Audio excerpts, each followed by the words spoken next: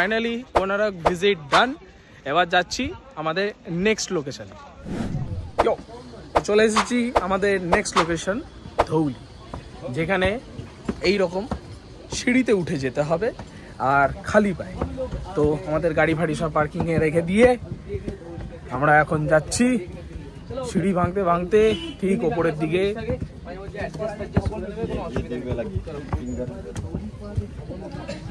এখানে ব্যাপারটা কি বলতো, এই যে মন্দির তো অবভিয়াসলি তার সাথে মেইন জিনিস হচ্ছে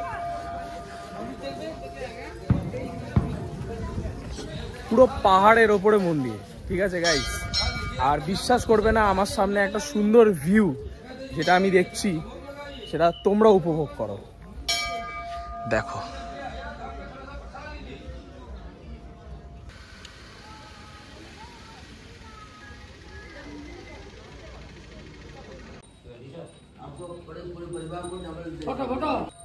তো এই ছিল পাহাড়ের ওপরে মন্দির। মন্দিরটা দেখে নাও, সুন্দর একটা মন্দির যেটা দর্শন করার জন্য এত উপরে এসেছি আমরা। তার সাথেই অপরূপ একটা দৃশ্য যেটা দেখতে পাচ্ছি আমার সামনে, দেখাই।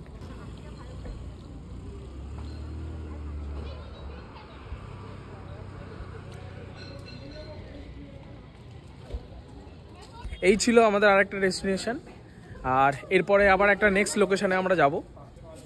তো স্টে টিউনড, নেক্সট লোকেশনে গিয়ে আবার দেখাবো। মিনওয়াইল তো এখন আমরা আছি ধবলগিরিতে। এই হচ্ছে ধবলগিরি, বৌদ্ধদের মন্দির।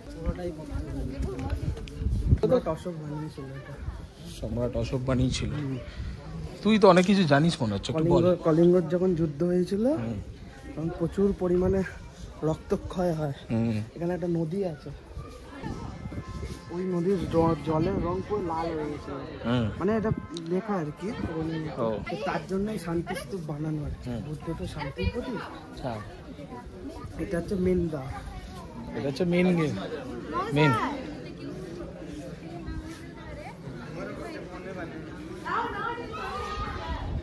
এর সাথে সাথে এই ওপরের ভিউটাও খুব সুন্দর।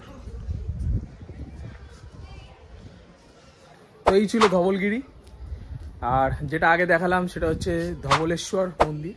তো চলো এবার নেক্সট লোকেশনে যাওয়া যাক, সেখানে গিয়ে আবার দেখা হবে।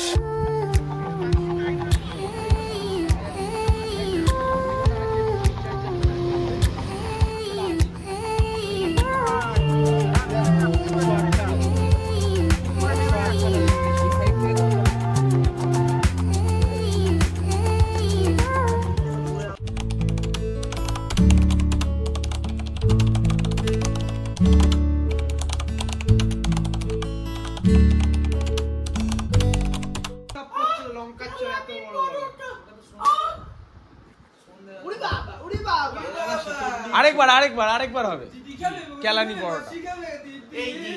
খাবে, খাবে, মাসি খাবে, হাতে করে মুখে না, হাতে করে